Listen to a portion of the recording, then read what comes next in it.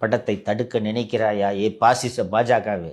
உலகம் சுற்றும் வாலிபனை ஒடுக்க நினைத்துதான் திமுக விழுந்ததுன்ட்டு இன்னைக்கு இதனை பயன்படுத்திருக்கணுமா வேணாமா சொல்லியா? இப்ப நீதி வென்றதுன்னு இதுக்கப்புறம் வருவாங்க. என்னதான் பாலிடிக்ஸ் பண்றீங்க? என்னதான் ஐடியா உங்களுக்கு? உண்மையில கோவம் வருது தம்பி. இவங்களை வச்சு மத்தவங்க பாலிடிக்ஸ் பண்ணிட்டு இருக்காங்க. ஒன்னு ஒழுங்கா கேமுக்கு வந்தானா ஒழுங்கா விளையாடுங்க, இல்லைன்னா ஒதுக்கி போயிடுங்க, ஃப்ரெண்ட்ஸுக்கு வெளில போயிடுங்க. பைத்தியக்காரன் ஆகிட்டு இருக்கீங்களா இருக்கவன் எல்லாம்? ஓம் படையா ஓம் பிரச்சனையா? இதை கூட யூஸ் பண்ணலன்னா நீ என்னதான் அரசியல் பண்றீங்க? நீங்க ஒரு சினிமாவை பார்த்து அஞ்சுது பாஜக சொல்லலாம்ல. நான் சொல்ற விஷயத்த நீ அஞ்சுறீங்க பாஜக பார்த்து. படத்துக்கு எடுத்து ஏதாவது சவுண்டை கொடுத்தோம் 12ஆம் தேதி சாயங்காலம் வரைக்கும் உட்கார வச்சிருவாங்க. எதுக்கு? அமைதியாரு. அப்படித்தானே புரிஞ்சுக்க முடியும். நிஜத்துல ஹீரோவா இருக்கணும். நிஜத்துல ஹீரோவா இருக்கிறதா மக்கள் விரும்புவாங்க. தண்டப்படம் தான் மக்கள் விரும்புவாங்க. ஒரு லேப்டாப்பை சின்ன பசங்க அரசியலாக்குறாங்க. உங்க ஃபாலோவர்ஸ் தான் அவ்வளவு பேரும். நேத்து இந்த பசங்க இந்த விர்ச்சுவல் வாரியர்ஸ் அவ்வளவு அழகழகா கான்டெக்ஸ்டா அந்த 20 படம்லாம் மறந்தே போச்சு எனக்கு. அதுல வர சீனை நேத்து தான் எடுத்து பாக்குறேன். உலகம் சுற்று வாலிபன் சீன் தான் அதுல வரும்.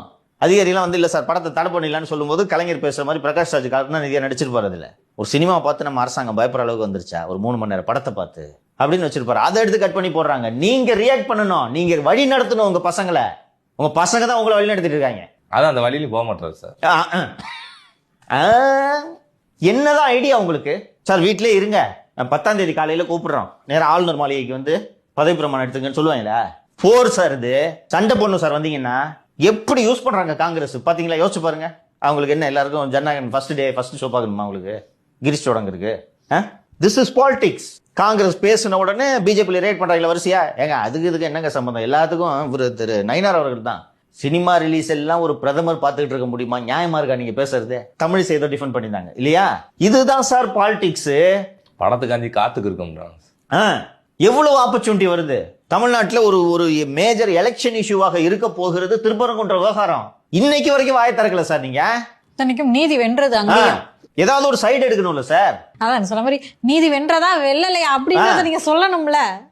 என்னதான் சார் அரசியல் பண்றீங்க சார்? பட் அது அவங்க கட்சியோட விவகாரம் சார். மக்கள் எல்லாம் பார்த்துட்டு இருக்க போறாங்க. பிளஸ் அவங்க ஒரு குழந்தை.